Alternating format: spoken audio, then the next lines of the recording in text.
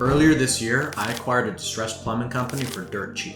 It was struggling and losing money, but today it's profitable and I have a clear path for turning it into a $10 million machine. For those of you who are new here, I acquire and operate Main Street businesses, boring businesses like plumbing and air conditioning companies. And I acquired a distressed plumbing company that was losing money and really struggling. And in this video, I'll show you the exact three-phase plan that I'm currently executing that turned it into a profitable business and currently working on getting it sustainable and scalable, and why I think in the not too distant future, I could turn it into a $10 million cash cow. So the first step in our three-phase plan to turn around the business is to first focus on getting it profitable. You have to stop the bleeding, because if you can't turn a profit, you're not even going to be able to keep your doors open. And the way we focused on turning the business around is we viewed it unlike the traditional owner in this industry does. Most people in my shoes look at it like they're running a plumbing company, or they're running an electrical company, or an air conditioning company. I don't look at it like that. I run a sales and marketing organization. And so the first lever, if you will, that I pulled to get this business profitable is to view it as a sales organization and to focus on driving revenue. So one of the early on things I did is I set up this area where I'm standing in right now. I set up our training area. Most technicians in this industry are highly skilled, right? They're master plumbers, master HVAC techs, master electricians. They know the technical trades very well, but almost all of them lack the soft skills. And then in this industry, it's our technicians who are responsible for bringing in the money. It's a tech that goes out there because somebody calls them because they have a leaky faucet, or their air conditioner is not working, or their toilet's leaking, right? It's completely up to that technician and his ability to communicate, his ability to connect with the customer, and ultimately engage them and ask for the sale that ultimately dictates our performance as a company. So we immediately sat down every week, twice a week. We do sales training and we do constant role playing, and we do everything we can to improve the soft skills of our technicians. We took over the business in early February. And keep in mind, this business was hemorrhaging cash before we took it over. At the time we ended off the month, we turned a profit. And part of that was due to training. Once we got the guys in here and we really started pushing them, putting a little pressure and doing what we can to train them, immediately we saw an uplift in sales. But there's a few things to that as well. Most technicians in this industry are paid hourly. That's at least how you see a lot of the small mom and pop operations pay their employees. But I want people I want technicians that are highly paid. I want people that could earn a good living, take care of themselves and their family, as well as taking care of the company. So for that first month that we took over, I gave all of my technicians a little test. I said, as we go through the month, why don't we try something out?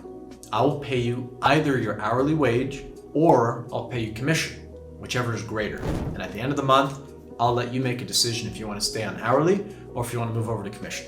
And lo and behold, as I known, once we got people in here doing sales training, once we were able to get them in and start to see them uplift their sales numbers, ultimately those commission checks that they would have gotten easily outweighed their hourly wage.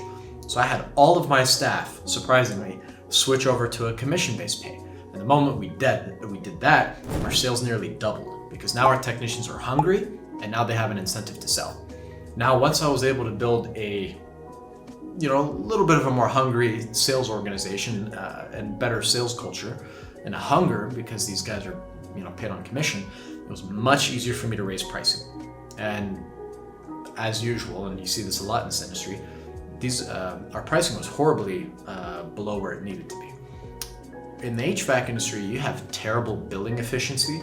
So if you take a lawyer, they might be able to bill for 80 to 90% of their day because they could just go from one matter to the next. But a plumber or an HVAC tech, they'll spend half their day driving, they'll spend time in the shop, they'll have to go to distributors picking up parts. There's only like 20, 30, 40% of their day that they're actually in a house with what's called wrench time. That's the actual billable hours that they're able to charge a customer. And so it's during that few percentage of wrench time, you have to be able to not only cover your overhead for the entire day, but also turn a profit. So we took a hard look at our pricing. We were able to start to elevate it where it needed to be. And it was much easier for us to raise pricing once we had our technicians in here, once we were able to do training, once we had them on a commission structure, and we were able to elevate the service offering and the value that we provide as a company alongside the pricing. On top of that, we did the usual. We looked at expenses. We cut unnecessary and useless garbage that we were paying for that we didn't need. But ultimately, I realized from the get-go, the biggest lever is going to be that money coming in, because revenue cures all ails. Once we got profitability locked in, now we're able to turn our attention towards scaling the business. And that's where things get interesting. You see, Hot Water Now was a plumbing company, or so I thought. I think it's best described as a water heater company. Once I got into the business, I quickly realized that 90% of Hot Water Now's revenue is derived from sales, service, and install of tank and tankless water heaters. That's a very specific niche. And you might be able to run a $1 or $2 million company profitably in the water heater niche, but you can't scale that type of a business to 10, 20, or $30 million. You just can't. So we connected with some friends of ours. We know some people at the absolute best branding agency in this industry in the entire country. And I'm basically recording this video on the dawn of launching our new brand. Later this month, we are going to be changing the name of Hot Water Now to Warm Welcome Heating, Cooling, and Plumbing. We're doing this for a few different reasons. Well, we've already mastered water heaters. We already know how to make money in that. But the problem is that if that's the only vertical or the only specialty that you could operate in, it's going to be very difficult to scale, especially as we go into the future, because our CAC, customer acquisition cost, is only increasing every single year. If you actually take a detailed analysis of our business and you take the cost it takes to acquire a customer, not just from the actual ad spend that we outlay, but then if you look at our overhead, if you look at all the various costs that go into running a call, so for example, you have your vehicle, you have obviously your office staff that's dispatching it, you take all that overhead and you divide it by the number of calls, it very easily could cost us anywhere from $300, $400, $500 just to knock on somebody's door to show up. So if we only have the ability to service a water heater, we're probably not going to have an opportunity to really make much of a profit. So you need to be able to expand your service offering, because the hardest thing in this business is being invited into a customer's house. And now when we're there, we have to maximize our opportunity and make sure that we could sell more than just water heaters. In many cases, when we're actually going out to do a water heater flush, we're standing right next to a customer's air conditioner. It's a no-brainer to be able to offer this type of service, so we can look to our same customers that we've already incurred the same customer acquisition costs, and now we could drive a higher lifetime value from our customers because we could cross-sell additional lines of service. I'm also going to introduce one of my brainchilds. This is my favorite thing here. It's the Warm Welcome Family Plan. So we're offering a subscription to our company because I heard Dan Martell say most companies look for customers to make sales, but we don't do that here. We make sales to get customers. Instead of being transactional like most people in this industry, where they get called out because, say, their water heater's leaking, they go in, they fix it, they get paid, and they leave. I want to build a long-term relationship with all of my customers. And as part of that philosophy is if they have a subscription or a membership, I should say, with Costco, you're not going to go shop at Sam's Club.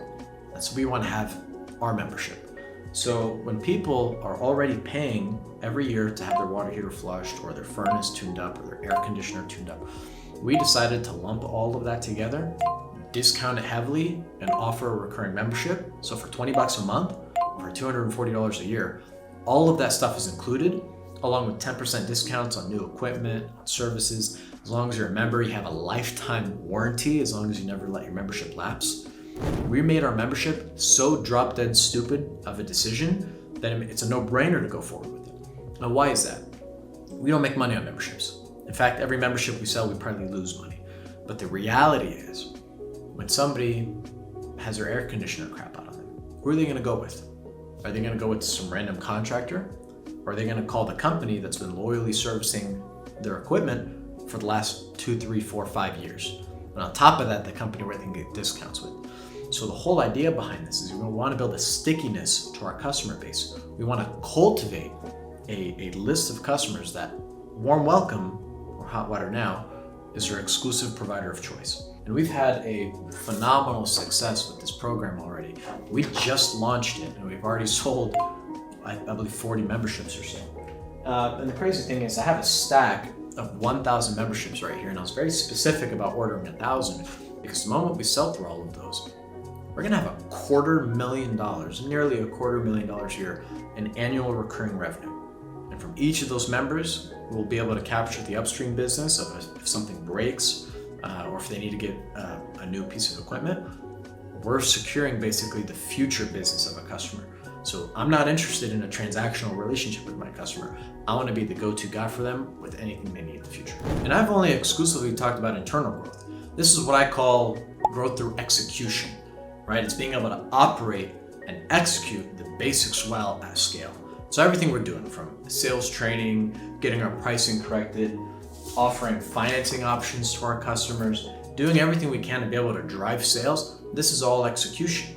But there's also another avenue of growth, and this is ultimately the one that's the most exciting to me, is external growth, looking for competitors. So we're actively looking to acquire electrical companies, plumbing companies, air conditioning companies in the Denver market, and we're gonna fold them underneath the Warm Welcome name.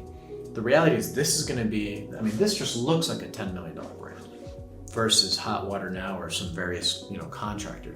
There's tons of people in this industry where, say a guy's name is, Richard and his brother's name is Mike, they go start R&M Mechanical Services LLC, right? And they look at it like they're running a plumbing company or a mechanical company or whatever that may be.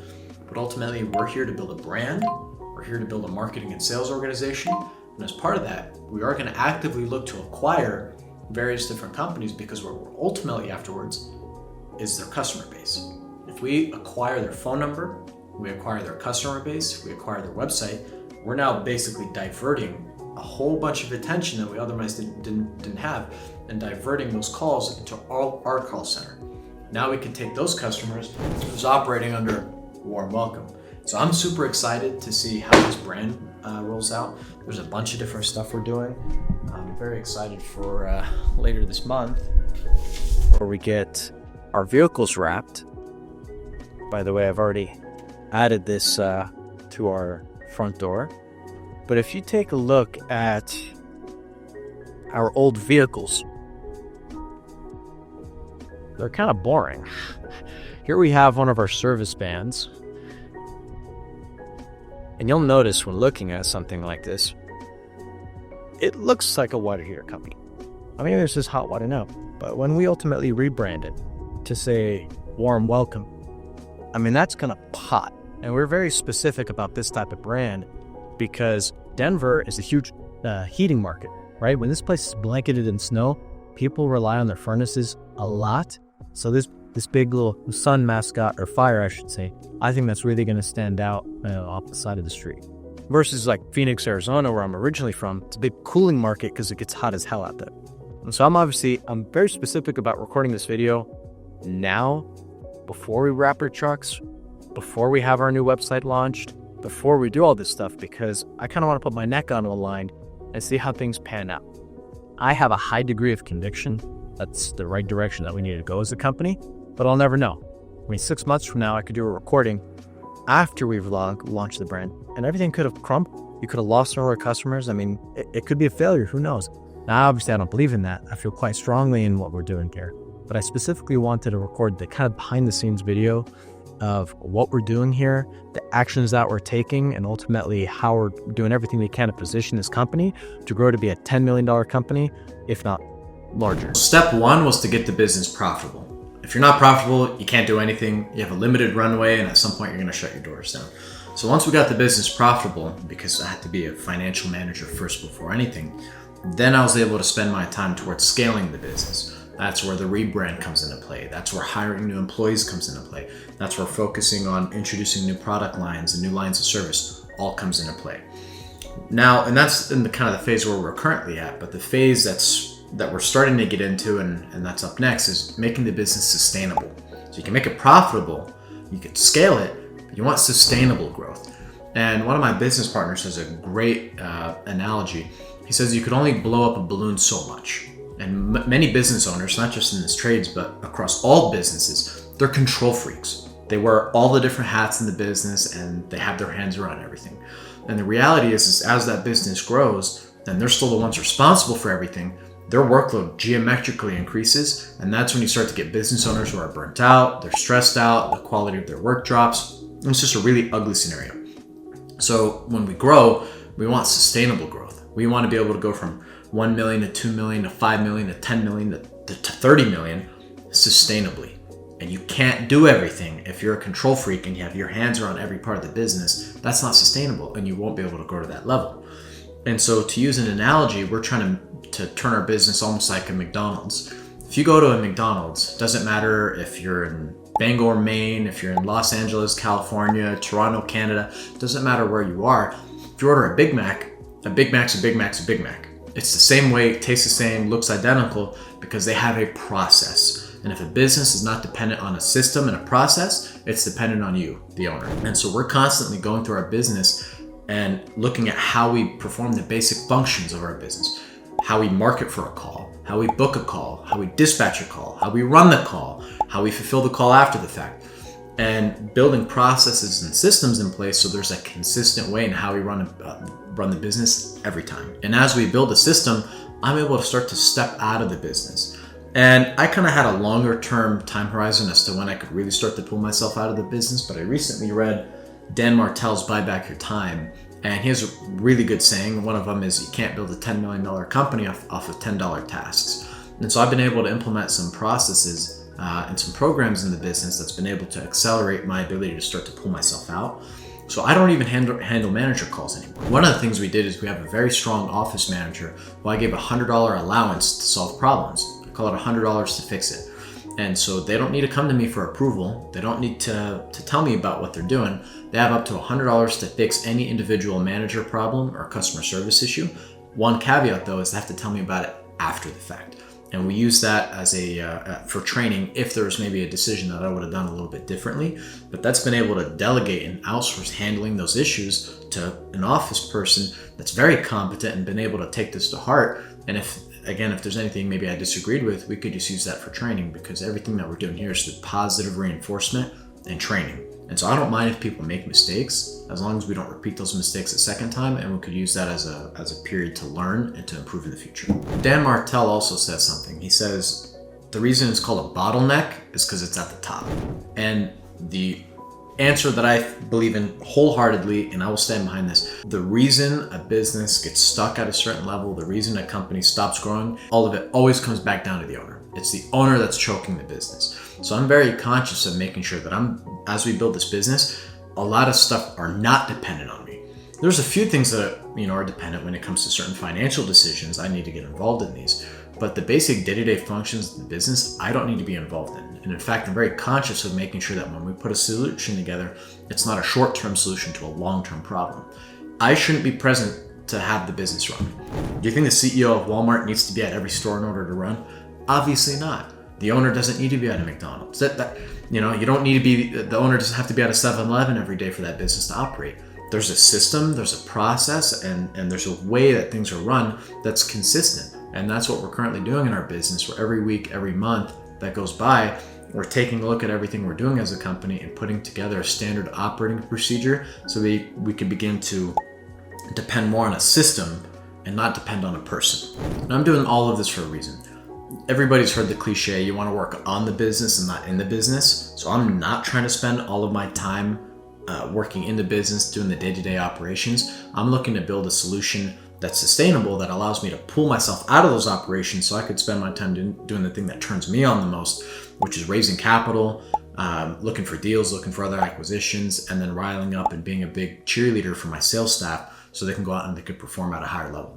If you are looking to buy a business or you're currently running one and looking to grow it, I do offer very limited one-on-one coaching, so do reach out if you are curious. Links in the description. If there's anything else you'd like to see on this channel, please don't hesitate to leave a comment and just tell me what you'd like to see. I'm trying to be more mindful of documenting the behind the scenes, both the good, the bad, and the ugly, just so you know the realities, because it's easy to buy a business, but damn, it is a son of a bitch to run these things. If you want to learn more, please click somewhere here. I'll have more videos on the channel that kind of talk about what we're doing here at this business, but I'll see you in the next one.